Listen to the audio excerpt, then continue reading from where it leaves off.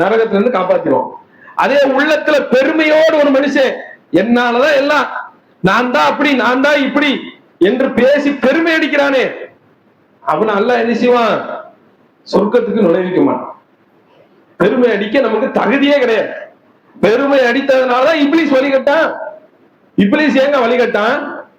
நான் நெருப்பால் படைக்கப்பட்டவன், ஆதாம் மண்ணால் படைக்கப்பட்டார், நான் எவ்வளவு பெரிய படைப்பு, இவருக்கு போய் நான் சுஜூது செய்யணுமா? பெருமை அடிச்சானா இல்லையா? பெருமை அடித்ததால் அல்லாஹ் என்ன செஞ்சான்? அவரை அந்த சபையில இருந்து அல்லாஹ் வெளியாக்குறான். எப்பேற்பட்ட சபை, என்ன மாதிரி ஒரு சபையில இருந்தா இப்லீஸ்? உயர்ந்த பாக்கியமான சபையில, மலக்குமார்களுடைய சபையில, அல்லாஹ்வுடைய சபையில தானே இப்லீஸ் இருந்தான். ஏன் விரட்டி அடிக்கப்பட்டான்? ஏன் தூக்கி எறியப்பட்டான்? பெருமை. பெருமை அடிக்காத. பெருமைக்கு உனக்கு சம்பந்தமே கிடையாது. உன்னை கட்டுப்படுத்துவது, உனக்கு ஆட்சி அதிகாரத்தை தந்தது, பொருளாதாரத்தை தந்தது, வாழ்வை தந்தது, வசதியை தந்தது, அனைத்து விதமான இன்பங்களையும் தந்தது அல்லாஹ். அதை மறந்துட்டு நீ இப்படி பண்ணலாமா? அப்ப கடுகளவு பெருமை இருந்தாலும் நாம செல்லக்கூடிய இடம் எப்படி இருக்கும்? நரகமாக இருக்கும் என்பதை முஸ்லிம்கள் நிச்சயம் உணர்ந்து கொள்ள வேண்டும். அப்ப நாம நம்மளுடைய வாழ்க்கையில பயணிக்கும் போது அல்லாஹ்வும் அல்லாஹ்வுடைய தூதரும் சொன்ன இந்த விஷயத்துல ரொம்ப கவனமா இருக்கும். பெருமை அடிக்க கூடாது, பிறரை இழிவாக கருதக்கூடாது, அவர்கள் மனம் நோகும்படியான வார்த்தைகளை நாம் மறந்து கூட செஞ்ச.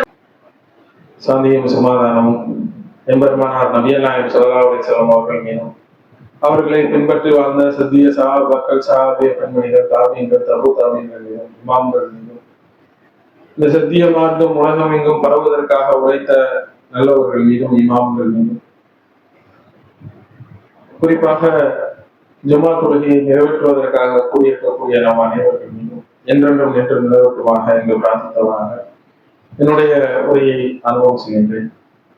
அன்பார்ந்த சகோதர சகோதரிகளே, இன்றைய தினம் நாம் எடுத்துக்கொண்ட தலைப்பு மனிதனின் மானம் புனிதமானது என்ற தலைப்பை நாம் தேர்வு செய்திருக்கிறோம். இந்த உலகத்தில் முஸ்லிமாக வாழக்கூடிய மக்கள் இறைவன் தடுத்த செயல்களை எல்லாம் பாவம் என்று உணர்ந்திருக்கிறார்கள். இறைவன் தடுத்த செயல் என்னவென்று நாம் எடுத்துக்கொண்டோம் என்றால், கொலை செய்வது, வட்டி வாங்குவது, சிறுக்கான காரியங்களில் ஈடுபடுவது, விதத்தான காரியங்களில் ஈடுபடுவது, இன்னும் இறைவன் ஹராம் ஹலால் என்று அதெல்லாம் ஆக்கியிருக்கிறானோ அதையெல்லாம் விளங்கியவர்களாக இந்த உலகத்தில் முஸ்லிமான மக்கள் வாழ்ந்து கொண்டிருக்கிறார்கள்.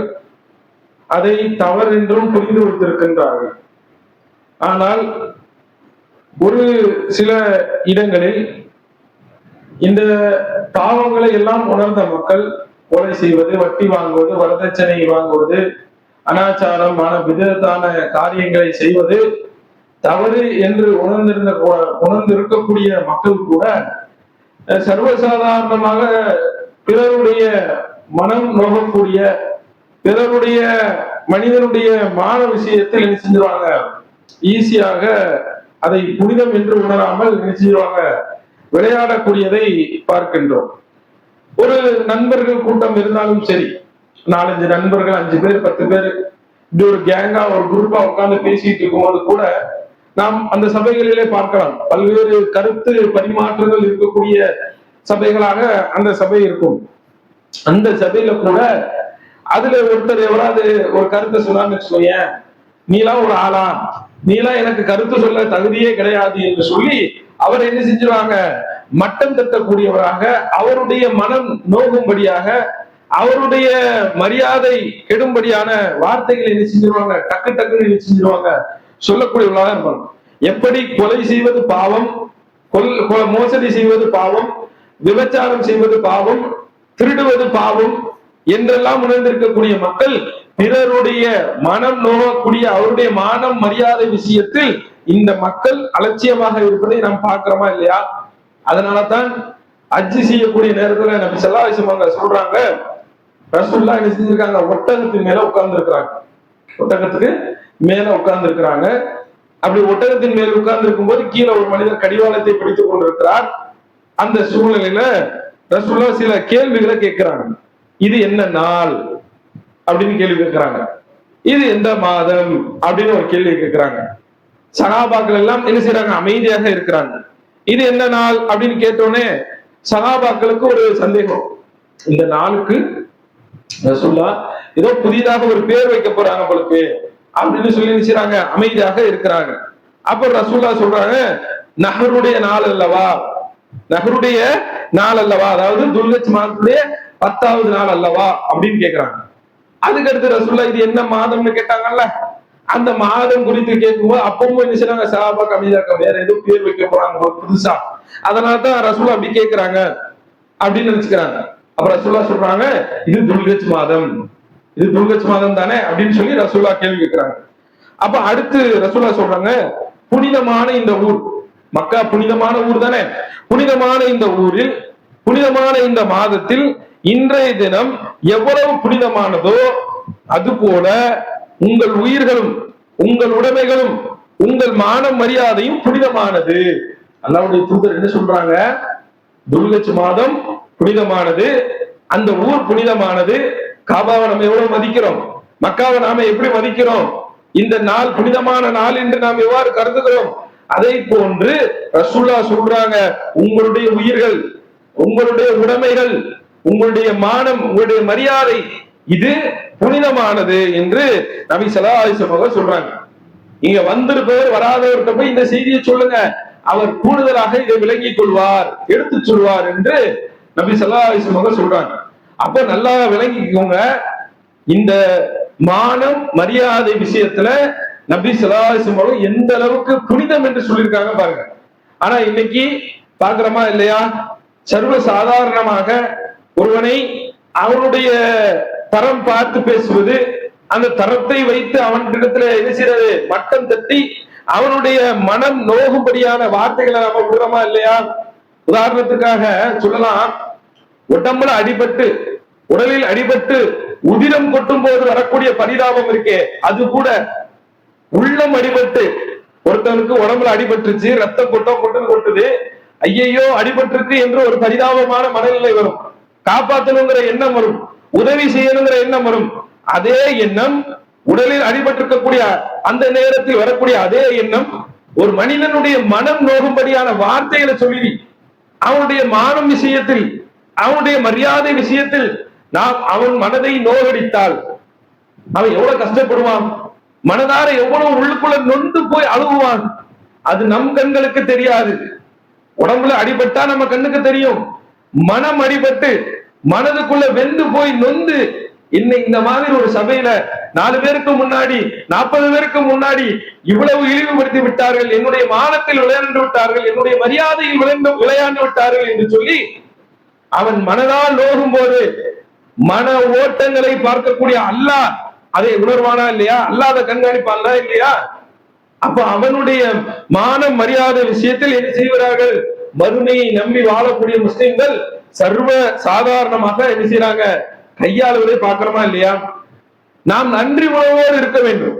ஏன் நன்றி உணர்வு ஏன் இருக்க வேண்டும், நமக்கு சில அந்தஸ்துகளை சில தகுதிகளை செல்வாக்கு அந்தஸ்து சொத்து அரசியல் செல்வாக்கு பணம் பதவி பட்டம் போன்ற விஷயங்களை அல்லாஹ் ஒருவரை விட மற்றவருக்கு கூடுதலாக கொடுத்திருப்பார்.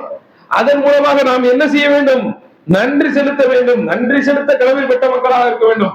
ஆனால் மாறாக என்ன செய்வான் தெரியுமா, நம்ம மனிதன் இவனுக்கு கொடுத்த இந்த அருக்குடையை என்ன செய்வான், தவறாக பயன்படுத்துவான், மற்றவர்களை என்ன செய்வான், இழிவாக பேசக்கூடியவனாக, மற்றவர் என்ன செய்வான், குறைத்து பேசக்கூடியவனாக, அவனுடைய மான மரியாதை விளையாடக்கூடியவனாக இருப்பதை பார்க்கும். அதனால அல்லாஹ் சொல்றான் 56வது அத்தியாயத்துல 82வது வசனத்துல அல்லாஹ் சொல்றான்,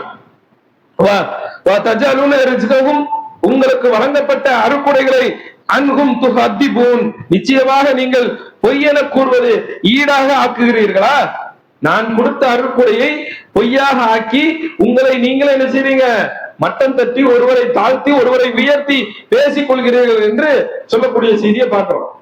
அருள்குடைக்கெல்லாம் அருள்குடை, மிகச்சிறந்த அருள்குடையை பெற்ற ஒரு நபி இருக்கிறாங்க, சுலைமான் நபி. அப்பேற்பட்ட நபி ஒரு இடத்துல ஒரு பெரும் படையோடு போறாங்க. அப்ப எறும்புகள் பேசிக் கொள்கிறது. சுலைமான் நபி வராங்க, பெரும் படையோடு வராங்க. அந்த படை காலடியில் நீங்கள் மாட்டி நசுங்கி விடுவீர்கள், உங்களுடைய கூட்டுக்குள், உங்களுடைய வீட்டுக்குள், உங்களுடைய புற்றுக்குள் சென்று விடுங்கள் என்று எறும்புகள் பேசிக் கொள்ளக்கூடிய அந்த நுட்பமான மொழியை அல்லாஹ் சுலைமான் நபிக்கு கேட்க செய்கிறார். சுலைமான் நபி ஆச்சரியமாகப்பட்டு அல்லாஹ் வழங்கிய இந்த பாக்கியத்திற்காக, இந்த அருட்கொடைக்காக அல்லாஹ் இடத்துல பிரார்த்தனை செய்யறாங்க. சிறப்பு தானங்க, அல்லாஹ் கொடுத்த மிகப்பெரிய பாக்கியம் தானே. இன்னைக்கு ஒருத்தருக்கு மிகப்பெரிய அளவுல அந்தஸ்து, பதவி, பணம் எல்லாத்தையும் கொடுத்து மேலான நிலையில் வைத்தால் அவர் அல்லாஹ்வை புகழ வேண்டும், அல்லாஹ்விடத்தில் நன்றி உணர்வோடு இருக்க வேண்டும், அல்லாஹ்வுக்கான அமல்களில் கவனம் செலுத்த வேண்டும். நன்றி உணர்வோடு இருப்பதை அல்லாஹ் விரும்புகிறார். அப்படித்தான் சுலைமான் நபி என்ன செய்றாங்க, ரப்பி என் இறைவா அவ் ஜிக்னி, என்னுடைய அகத்தூண்டுதலை எனக்கு வாய்ப்பளிப்பாயாக. எதற்கு? அன் அஷ்குரா, நன்றி செலுத்துவதற்கு. உனக்கு நன்றி செலுத்தக்கூடிய வாய்ப்பை எனக்கு அதிகப்படுத்துவாயாக. எதற்கு? நிஹ்மத்திக்க, உன் அருளுக்காக. நீ எனக்கு தந்திய இந்த அருள், இந்த அருளுக்காக, இந்த பாக்கியத்திற்காக எனக்கு என்ன செய், வாய்ப்பளி, எனக்கு அருள் செய், எனக்கு உதவி செய். அப்படி என்று என்ன செய்றாங்க, சுலைமான் நபி பிரார்த்தனை செய்றாங்க. அல்லது அன்னந்த அலைய, என் மீதும், வா அலா வாலிதைய, என் பெற்றோர் மீதும் எனக்கு என்ன செய்ய, பொருந்திக் கொள்ளக்கூடிய நல்லதை செய்வதற்கு, அமல்களை, நல்ல அமல்களை செய்வதற்கு எனக்கும் என் பெற்றோருக்கும் உதவி செய்வாயாக. தருணகும், நீ விரும்புகின்ற, திருப்தி அடைகின்ற காரியத்தை செய்வதற்கு எனக்கு உதவி செய். அதுகள் நீ இன்னும் என்னை நுழைவித்து விடு. எங்க நுழைவிக்கணும்? கருணையால் உன் அடியார்களில் நல்லவர்கள் இருப்பாங்களே, உன்னுடைய கருணையால் போற்றி கொண்ட நல்ல அடியார்கள் இருப்பார்களே, அவர்களோடு சேர்த்து என்னையும் நுழைவித்து விடு. அல்லாஹ் ஒரு அருள் கொடுத்தாங்க. எறும்புகள் பேசக்கூடிய மொழியை, நுட்பமான மொழியை புரிந்து கொள்ளக்கூடிய ஒரு வாய்ப்பை கொடுத்ததற்காக, ஆட்சி அதிகாரத்தை கொடுத்ததற்காக எப்படி பிரார்த்தனை செய்யறாங்க, இறைவா என் மீதும் என் பெற்றோர் மீதும் நீ புரிந்த அருக்குறைக்கு நன்றி செல்வதற்கும் பொருந்திக் கொள்ளக்கூடிய வாய்ப்பளிப்பதாக உனது கருணையால் நல்லடியார்களோடு என்னை சேர்த்து வைப்பாயாக என்று சுலைமான் நபி பிரார்த்தனை செய்யறாங்கன்னா, அவங்களை விட நாம கீழ்நிலையில் தான் இருக்கிறோம். ஆனால் ஏராளமான அருள்கள் மூலமாக நாம் அல்லாஹ்வால் சிறப்பிக்கப்பட்டிருக்கிறோம். சில விஷயங்கள் மூலமாக நாம் சிறப்பிக்கப்பட்டிருப்போம். அப்ப அதற்கு நன்றி செலுத்தக்கூடிய மக்களாக இருக்க வேண்டுமே தவிர, அதில் நம்மை விட கீழ்நிலையில் இருப்பவனை நாம் என்ன செய்யக்கூடாது, ஒருபோதும் இழிவாக பார்க்க கூடாது. தெருவோர சண்டையை பார்த்திருக்கீங்களா? இப்பதான் கொலாயடி சண்டை நடக்கிறது கிடையாது. முன்னெல்லாம் பாத்தீங்கன்னா ஒரு தண்ணி பிடிக்கிறப்ப கொலாயடி சண்டை நடக்கும். அந்த கொலாயடி சண்டையில பெண்கள் பேசக்கூடிய வார்த்தையெல்லாம் காதுல கேட்க முடியாது, அவ்வளவு பயங்கரமா பேசுவாங்க. அதுல இந்த குழந்தை பாக்கியம் இல்லாம யாராவது வந்துருவாங்க. குழந்தை பாக்கியம் இல்லாத ஒரு பெண்மணி வந்து தண்ணி பிடிக்க வந்து அதுல ஒரு சச்சரவாயி சண்டையாகி போச்சுன்னு வச்சுக்கோங்களேன். இவங்க பேசக்கூடிய வார்த்தை எப்படி இருக்கும் தெரியுமா? சர்வ சாதாரணமாக மானம் மரியாதையில் விளையாடக்கூடியவர்களாக இருப்பாங்க. இவங்களுக்கு குழந்தை இருக்கும், அந்த சண்டை போடக்கூடிய மனிதர்களும் இவங்களுக்கு குழந்தை இருக்கும். ஆனால் குழந்தை இல்லாம அந்த பெண்மணி வந்து நிற்பாங்களே, அவங்க கூட ஒரு தகராறு ஏற்பட்டு, வாய் தகராறு ஏற்பட்டு ஒரு சண்டையாகி போச்சுன்னா அவங்க சொல்லிடுவாங்க, மறுபடியா இருந்துட்டு உனக்கு கூட திரும்புறா, நீ இப்படியெல்லாம் செய்யறதுனாலதான் நீ இந்த மாதிரி கஷ்டப்படுறன்னு சொல்லி அவளை மலடி என்று திட்டி விடுவார்கள். 4 பேர் முன்னாடி, 40 பேர் முன்னாடி திட்டி விடுவாங்களே, அது எவ்வளவு மன உளைச்சலை, மன நோகக்கூடிய அந்த வார்த்தையாக அந்த பெண்மணிக்கு இருந்திருக்கும். அதை அல்லாஹ் பார்க்க மாட்டானா? அதை அல்லாஹ் உற்று கவனிக்க மாட்டானா? அப்ப இது போன்று சர்வசாதாரணமாக பல வார்த்தைகளை நாம் என்ன செய்யக்கூடிய, பயன்படுத்தக்கூடியவர்களாக, பிறரை இழிவுபடுத்தக்கூடிய வார்த்தைகளை, பிறர் மனம் நோக்கக்கூடிய வார்த்தைகளை வாழ்க்கையை நாம் பயன்படுத்தி விடக்கூடாது. அதில் கவனமாக இருக்க வேண்டும். அல்லாஹ்வுக்கு செய்யக்கூடிய பாவங்களை அல்லாஹ் மன்னிச்சிருவான் தௌபா செஞ்சா. மனிதர்களுக்கு செய்யக்கூடிய பாவத்தை மனிதர்கள் மன்னிக்க வரை அல்லாஹ் மன்னிக்க மாட்டானே. அப்ப அதுல நம்ம ரொம்ப கவனமா இருக்கணும்ல. அப்ப பிறருடைய மானம் மரியாதை விஷயத்துல நாம ரொம்ப கவனமா இருக்கணும். பட்ட பேர் சொல்லி கூப்பிடுவாங்க, அந்த பட்ட பேர் அவருக்கு பிடிக்காது. ஆனா நண்பர்கள் நினைச்சுவாங்க, அவங்க பட்ட பேர் சொல்லி அழைக்கிறத பாக்குறமா இல்லையா? அதனால அவன் உள்ளுக்குள்ள கஷ்டப்படுவான். என்னை இப்படிலாம் கூப்பிடாதீங்க, எனக்கு ரொம்ப கஷ்டமா இருக்குன்னு சொன்னாலும் அவனை மீண்டும் மட்டம் தட்டி அதே பேரை சொல்லி கூப்பிடுவாங்க. அப்ப அது போன்று நாம் என்ன செய்யக்கூடாது, பிறருடைய மானம் மரியாதை விஷயத்துல நாம் விளையாடக்கூடாது. அவன் இறைவனிடத்திலே கையேந்தினால் அவன் பாதிப்புக்குள்ளான அந்த பாதிப்பின் காரணமாக மிகப்பெரிய நஷ்டத்தை நாம் என்ன செய்ய வேண்டும், மறுமையில் சந்திக்கக்கூடிய நிலைமையில நாம் போய்விடுவோம். ஈவ் டீசிங் நடக்கும், ராகிங் நடக்கும். ஏன் நடக்குது? காலேஜ் பிளஸ் 2 முடிச்சிருப்பாரு, காலேஜ் எல்லாம் போவாரு. காலேஜ் போகும்போது எங்க நடக்கும்? இந்த இந்த குறை சொல்வது என்பது அன்றாட வாழ்க்கையில எல்லாரிடத்திலையும் இருக்கத்தான் செய்யுது. அது பொதுக்கூட்டம், டீ கடை இதெல்லாம் தாண்டி இன்னைக்கு காலேஜ் வரைக்கும் போறதுக்கு காரணம் என்னன்னா, காலேஜ்ல ஒருத்தர் ரேங்கிங் பண்றது. ஏன் ரேங்கிங் பண்றாரு? நான் ஒரு வருஷம் உன்னைய விட சீனியர். இவன் ஏற்கனவே ரேங்கிங்ல வந்திருப்பாரு, ஃபர்ஸ்ட் சீனியரா இருந்தாலும் ஒரு வருஷத்துக்கு முன்னாடி இருந்தாலும் அவனை ஒருத்தர் ரேங்கிங் பண்ணிருப்பாங்கல்ல. என்ன இப்படித்தானே ரேங்கிங் பண்ணாங்க, அதே மாதிரி நான் அவனை ரேங்கிங் பண்றேன் அப்படின்னு சொல்லி 4 பேர் முன்னாடி அவன் மனம் நோகும்படியாக அவனை பாதிப்புக்குள்ளாக்கி அவன் தற்கொலை, ராகிங் மூலமாக தற்கொலை செய்ய அளவுக்கு தூண்டப்படுறானா இல்லையா? மரியாதை போச்சு, மானம் போச்சு அப்படின்னு சொல்லிதானே தற்கொலை பண்றான். அப்ப அவன் மானம் மரியாதை விஷயத்தில் மூமின்கள் ரொம்ப கவனமாக இருக்க வேண்டும் என்பதைத்தான் இந்த மார்க்கத்தில் நபி ஸல்லல்லாஹு அலைஹி வஸல்லம் அவர்கள் முன்னாடி சொன்னாங்களே. இந்த நகரம், இந்த நாள், இந்த மாதம் எப்படி புனிதமானதோ அதை போன்று பிறருடைய மானம் மரியாதையும் புனிதம். மனிதனுடைய மானம் புனிதமானது.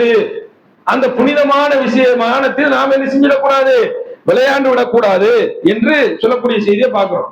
இன்னொன்னு பாருங்க, ஒரு முஸ்லிம் இன்னொரு முஸ்லிமுக்கு எப்படி இருக்கணும்னா, அவன் மட்டம் தட்டுகின்றான். அந்த மட்டம் தட்டக்கூடிய காரியத்தை அல்லாஹ்வுடைய தூதர்கள் சொல்றாங்க எப்படி இருக்க வேண்டும் என்று. இந்த பெருமை அந்த விஷயத்தினாலதான் அந்த மட்டம் தட்டக்கூடிய செயல் வருது. அது குறித்து சொல்றாங்க, கண்ணியம் என்பது அல்லாஹ்வுடைய கீழாடை, பெருமை என்பது அல்லாஹ்வுடைய மேலாடை. கண்ணியமும் பெருமையும் அல்லாஹ் அணிந்திருக்கக்கூடிய ஆடைக்கு ஒப்பிட்டு சொல்லுகிறான். அதில் யார் என்னோடு போட்டி போடுகிறானோ அவனை நான் நரகத்தில் போடுவேன். ஏன்? நீ பெருமடிக்க தகுதியே கிடையாது. மனுஷனா இருக்கான்லங்க, வெறும் பலகீனமான ஒரு படைப்பு. எவ்வளவு பெரிய ஸ்ட்ராங்கான ஆளா இருக்கட்டும், பலமான ஆளா இருக்கட்டும், சொத்து பத்தி ஏகப்பட்டது இருக்கு, கார் வசதி எல்லாம் இருக்கு. இவனோட பலகீனம் என்ன தெரியுமா? 10 வீடு இருந்தாலும் ஒரு வீட்டுல ஒரு பெட்ரூம்ல ஒரு கட்டில தான் படுக்க முடியும். பலகீனம் அதானுங்க. 10 கார் இருக்கு, ஒரு நேரத்துல ஒரு கார் தான் போக முடியும். பலகீனம். சரி, நான் ரொம்ப ஸ்ட்ராங், பாடி அப்படி ஃபிட்டா இருக்கு, 3 நாள் வரைக்கும் பாத்ரூம் போகாம இருக்க முடியுமா? ஆட்டோமேட்டிக்கா தானா வெளியாகும். இவனுடைய கண்ட்ரோலை மீறி உன்னுடைய உடம்பு செயல்பட ஆரம்பிச்சிடும். இவ்வளவு பலகீனமான படைப்பு நீனு. பெருமை அடிக்க தகுதியே கிடையாது.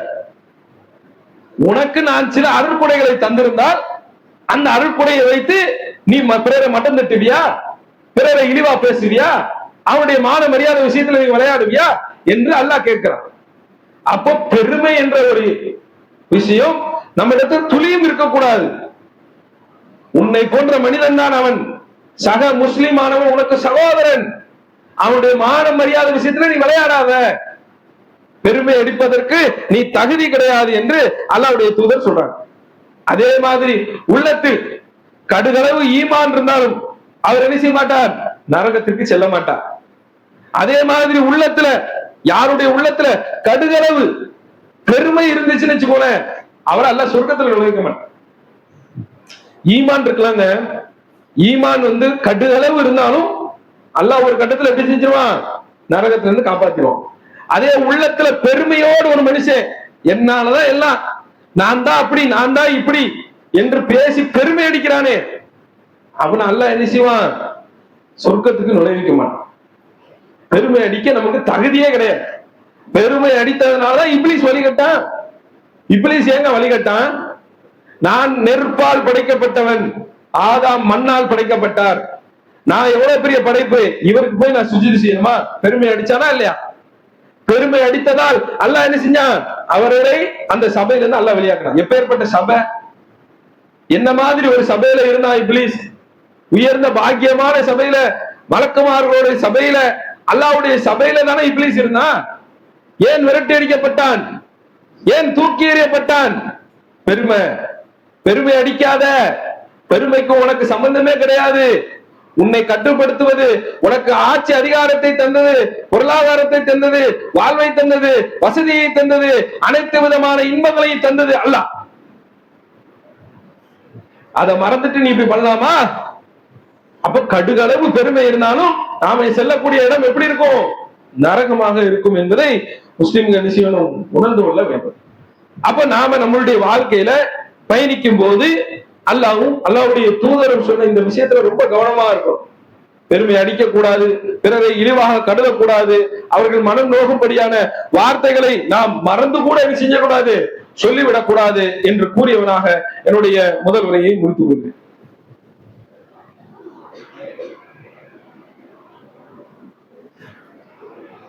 அல்ஹம்துலில்லாஹ். அன்பார்ந்த சகோதரர்களே, மனிதனின் மானம் புனிதமானது என்ற தலைப்பில் சில செய்திகளை பார்த்தோம். அதனுடைய தொடர்ச்சியாக நன்மைகள் பறிபோகக்கூடிய காரியமாக இந்த பிறருடைய மானம் விஷயத்தில் நாம் நடந்து கொண்டோம் என்றால் நம்முடைய நன்மைகள் பறிபோய்விடும். எப்படி பறிபோகும்? அல்லாஹ்வுடைய தூதர் சொல்றாங்க, ஒரு சபையில சஹாபாக்களோடு உட்கார்ந்துருக்காங்க, கேள்வி கேட்கிறாங்க, திவாலாகி போனவன் யார் அப்படிங்கிறாங்க. உடனே சஹாபாக்கள் சொல்றாங்க, யாரிடத்தில் பணமும் பண்ட பாத்திரமும் இல்லையோ அவன் தான் திவாலாகி போனவன் அப்படிங்கிறாங்க. அப்படித்தானே சொல்றது இந்த உலகத்துல. சஹாபாக்கள் பார்வையும் அப்படிதான் இருந்துச்சு. திவாலாகி போனவன் யார், நஷ்டவாளி யார், ஒண்ணுத்துக்கு இல்லாதவன் யார் அப்படின்னு கேட்கிறாங்க. சஹாபாக்கள் சொல்றாங்க, யார்கிட்ட பணம் பத்திரம் வீடு வாசல் சொத்து செல்வம் இல்லையோ அவன் எல்லாம் என்னது திவாலாகி போனவன் அப்படின்ட்டாங்க. இப்ப ரசூலுல்லாஹ் சொல்றாங்க, அப்படி இல்ல, எனது சமுதாயத்தில் திவாலாகி போனவர் யார் என்றால் மறுமை நாள்ல அவர் எப்படி வருவாரு? நிறைய நன்மைகளை மலை போல் குவித்து வைத்திருப்பார். நோன்பு நோட்டிருப்பார், ஜக்காத்து கொடுத்திருப்பார், தொழுகையை கடைபிடித்திருப்பார், இன்னும் ஏராளமான அமல்களை செய்து மலை போன்று நன்மைகளை குவித்தவராக என்ன செய்வாரு? மறுமை நாள்ல அவர் என்ன செய்வார்? வருவார். அப்போது ஒருத்தர் என்ன செய்வாரு? வருவார். வந்து, யா அல்லாஹ், இவன் என்னை உலகத்துல வாழும் போது இந்த மாதிரி என்னை நோவினை செய்து விட்டான், அதனால் நான் மன உளைச்சலுக்கு ஆளானேன், எனக்கு இங்க ஃபைனல் பண்ணி கொடுத்துறியா அல்லாஹ், எனக்கு இங்க இதுக்கான தீர்வை உண்டாக்கி கூடியா அல்லான்னு கேட்டுவார். அங்க என்ன பேசுவோம்? உலகத்துல கோர்ட்டு அல்ல ஒரு பஞ்சாயத்து ஜமாத்துல போறோம், பேசுறோம், அவனுக்கு நஷ்டேடா, அவன் கஷ்டப்பட்டான், உன்னால நீ நஷ்டேடா ஒரு 1 லட்சம் ரூபாய் கொடுத்துருன்னு சொல்லி ஜமாத்துல பேசி வாங்கி கொடுத்துடலாம், ஒரு 2 லட்சம் ரூபாய் வாங்கி கொடுத்துடலாம். இல்ல கோர்ட்டுக்கே போது வழக்கு, கோர்ட்ல என்ன செய்றாங்க? தண்டனை கொடுத்துடுறாங்க, 6 மாசம் ஜெயில் தண்டனை, 10,000 ரூபாய் அபதாரம் அப்படின்னு சொல்லி கொடுத்துருவாங்க. மறுமையில என்ன பண்ணுவான் அல்லாஹ்? அங்க பணம் செல்லுமா? தங்கம் செல்லுமா? இல்ல வைடூரியங்கள் விலை மதிப்புள்ள பொருட்கள் அங்க உதவுமா? எதுவுமே உதவாதே. அல்லாஹ் என்ன செய்யுமா? யார் பாதிப்புக்குள்ளானானோ அவன் கேட்கக்கூடிய அந்த நஷ்டஈடாக என்ன செய்யப்படும்? நன்மைகளை மலை போல் குவிச்சிருந்தானே அவன்றது நன்மை பிடிங்க எல்லாம் கொடுத்துருவான். நீ உழைச்சு பார்த்து கவனிச்சு அமல் செஞ்சிருந்தாலும் பிறருடைய மானம் மரியாதை விஷயத்தில் நீ விளையாண்டால் அவன் நிற்பான் மறுமையில. பாதிப்புக்குள்ளானவன் மறுமையில நிற்பான். அவன் என்ன செய்ய விடுவான்? நன்மைகளை பறித்து கொண்டு விடுவான். என்னை திட்டான்னு அதுக்கான தீர்வு உலகத்தில் கிடைச்சிருக்காரு. அவரை இவர் திட்டியிருந்தாலும் போய் நேரடியாக மன்னிப்பு கேட்டிருக்க மாட்டார். அல்லாஹ்வுக்கு செய்த பாவங்களை அல்லாஹ்விடத்தில் தௌபா செஞ்சா மன்னிச்சிருவான். மனிதனுக்கு செய்த பாவத்திற்காக அவர் மன்னிக்காதவரை அல்லாஹ் மன்னிக்க மாட்டானே. அப்ப அதுக்காக அவரிடத்துல மனம் வருந்தி நான் உங்களை இந்த சபையில இந்த இடத்துல மனம் நோகும்படியாக கஷ்டப்படும்படியாக உங்களுடைய மான விஷயத்திலையும் உங்களுடைய மரியாதை விஷயத்திலையும் நான் விளையாண்டுட்டேன் பாய், தப்பா பேசிட்டேன் பாய், என்னை மன்னிச்சிருங்க, அல்லாஹ் நாளைக்கு மறுமையில என்னை இதுக்காக கடுமையா பிடித்து விடுவான், அதனால் என்னை நீங்கள் அல்லாஹ்விடத்தில் குற்றவாளியாக ஆக்கி விடாதீர்கள், நான் செய்த தவறுக்கு உங்களிடத்தில் பகிரங்கமாக மன்னிப்பு கேட்கிறேன், என்னை மன்னித்து விடுங்கள் என்று நாம போய் பேசிடணும், நாம போய் சரண்டர் ஆயிடணும். இந்த உலகத்துல தப்பிச்சிடலாம், சமாளிச்சிடலாம், மறுமையில சமாளிக்க முடியுமா? முடியவே முடியாது. நன்மைகளை பிடிங்க அல்லாஹ் செஞ்சுவான், கொடுத்துருவான். இது ஒருத்தர் நடந்தா பரவாயில்ல. சில பேர் பார்த்தான்னா சிடுமூஞ்சா இருப்பான், பேசுற வார்த்தையெல்லாம் பிறருடைய மன நோவப்படியான வார்த்தைகளை பேசுவான். இவன் நன்மையில நிறைய செய்வான், ஆனா வாயை திறந்தோம்னா இவனுடைய வாயில இருந்து வார்த்தைகள் எல்லாம் பலரை நோகடிக்கக்கூடிய, கஷ்டப்படுத்தக்கூடிய, மான மரியாதையை விளையாடக்கூடிய வார்த்தைகளா இருக்கும். இப்படி ஒரு 4 பேர் வந்துகிட்டே இருப்பான். இவன் என்னையும் திட்டான், என்னையும் குறை சொல்லிட்டான், என்னை இப்படி பேசிட்டான் அப்படின்னு சொல்லி என்ன செய்வாரு, ஒவ்வொருத்தரா வருவாரு. அதனாலதான் பிறரை நம்ம குறை சொல்லி புறம் பேசுறத ரொம்ப கவனமா இருக்கணும். புறம் என்பது எப்படிப்பட்டது? நாம் அந்த மனிதத்தில் இருக்கக்கூடிய செயலை பற்றி பேசினா அது புறம்ங்கிறாங்க. எப்படிங்க, ஒரு பேச்சு நடக்கும், ஒரு பாய் இந்த மாதிரி ஏதாவது ஒரு செயலை செஞ்சுட்டாருன்னா நம்ம பேசிடுவோம், டக்குன்னு பேசிட்டு ஒரு வார்த்தை சொல்லுவோம், நான் என்ன இல்லாத சொன்னேன், அவர் செஞ்சதானே சொன்னேன் அப்படின்னு சொல்லுவாங்களா இல்லையா? அப்ப அது புறம் தான். அவர் இல்லாத சபையில் அவர் செய்த செயல் குறித்து பேசுறது புறம். அப்ப இன்னொரு இருக்கும், அப்படி இல்லாத அவர் செய்யாததை பத்தி நம்ம பேசியிருந்தா அவதூறு. ஒண்ணு அவர் செஞ்ச விஷயத்தை பேசினா புறம், செய்யாத விஷயத்தை நாம் பேசினா அவர் மேல பழி போட்டு அவதூறு தானே பேசுறோம். அப்ப ரெண்டுமே பாவம். அப்ப பேசும்போது ரொம்ப கவனமாக இருக்க வேண்டும். நம்முடைய பேச்சுக்கள் மானம் மரியாதையில் விளையாண்டு விடக்கூடாது என்பதை ரொம்ப கவனமா இருக்கணும். சிறுவர்கள் முதல் பெரியவர்களை இதுல ரொம்ப கவனமா இருக்கணும். அப்போ என்ன செய்வார், இன்னொருத்தர் வருவாரு, என்னுடைய இது விஷயத்துல விளையாண்டா மறுபடியும் நன்மையை பிடிக்க கொடுப்பான். நன்மை காலியாகி என்ன செய்யும், ஒரு கட்டத்துல என்ன ஆகும், கொடுக்கறதுக்கு ஒண்ணுமே இருக்காது. அப்ப என்ன செய்வான்ல, இன்னொருத்தர் நிற்பான், எனக்கு ஏதாவது இந்த மாதிரி ஃபைனல் பண்ண வேண்டியிருக்கு, கேஸ் இருக்கு, முடிச்சு விடியா அல்லான்னு கேட்பான்.